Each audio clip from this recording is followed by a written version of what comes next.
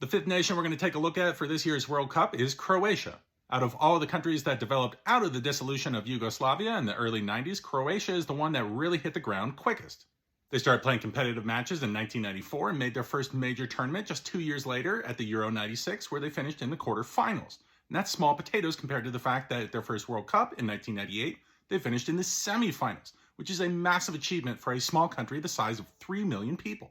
That squad finished in third place and was led by what is now really known as Croatia's first golden generation of talent, led by names like Zvonimir Boban as well as Davor Šuker, who was their all-time leading goal scorer, and Slaven Bilic, who would later go on to manage the national team. Their second golden generation of talent was led by this man, Luka Modric, and it coincided with the 2018 FIFA World Cup.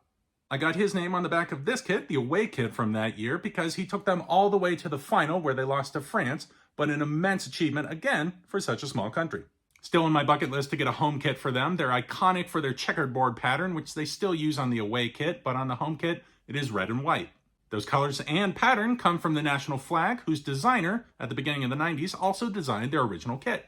It's been that way ever since, and it probably will be for a very long time, seeing as that checkerboard, which gives them their nickname Kockasti, or the checkered ones, is tied up in a lot of national identity for them, as well as being a symbol of Croats all the way back to the Middle Ages. Their manager is Zlatko Dalic, a former Croatian player. He's managed them from the World Cup in 2018, as well as taking them to the Euro and qualifying them for this tournament 3 in a row. And that's a big achievement for a Croatian manager because nobody else has ever done it. They have 2 key national rivalries, the first being with Italy because they're right across the Adriatic Sea from them, and the second being a violent and intense one with Serbia due to socio-political issues, and a problem potentially being that they might meet each other in the quarterfinals this year, although that is an outside chance. So, into their World Cup preview. They're in fine form going into the tournament, seeing as they've won their last 4 competitive matches against France, as well as Denmark twice and Austria, and they have one more tune-up international friendly coming today against Saudi Arabia. I feel their manager has brought in a good squad, drafting in younger players with older players from the previous generation to make a good mix for their group against Morocco, Canada, and Belgium. At goalkeeper, they're pretty solid with Dominik Livakovic from Dinamo Zagreb, taking the reins from Daniel Subasic after he retired following the last World Cup. At center back, you're guaranteed to see this man, Joško Gvardiol, because he's drawing an immense amount of attention from English clubs as well as Bayern Munich for his performances for RB Leipzig. And because of his young age, you're probably going to see one of the 2 older defenders that are in the squad, both from that previous golden generation I talked about, with either Domagoj Vida or Dejan Lovren being the player next to him. But also don't be surprised if Josip Šutalo, another young player who's had some good performances, drafts in beside him as well. Their strongest area on the pitch is midfield with Luka Modric, a former Ballon d'Or winner, and at the age of 37, still one of the best players at Real Madrid, bound to couple with Mateo Kovacic from Chelsea at the 2 attacking positions. And even with the immense impact that Modric has upon this team, one of the key players sitting right behind him, Marcelo Brozovic, in the defensive midfield position, is almost even more important to their style of play, as well as to that of his club team, Inter Milan. He generally plays as a deep-lying playmaker, which only adds to the creativity that Modric and Kovacic bring to the national side, but he's also a destroyer, meaning that he can break up attacks from the opposing team, as well as move the ball forward, because he's also really a box-to-box midfielder as well.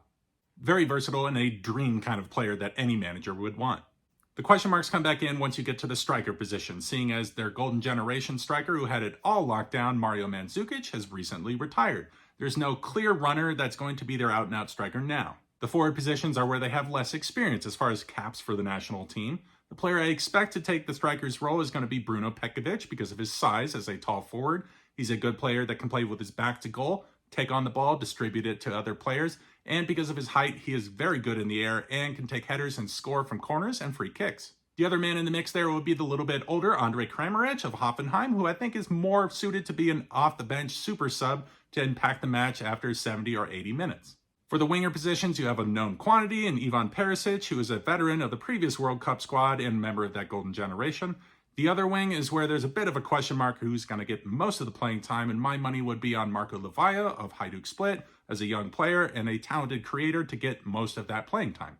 My prediction this World Cup for Croatia is round of 16, but with an asterisk on it. Getting out of the group will be a challenge because it's a strong one. Belgium's probably going to win the group. Croatia has a good chance of beating Morocco in their first match. If they put up a good performance against Canada, that will probably get them at least 4 points, which should put them in second.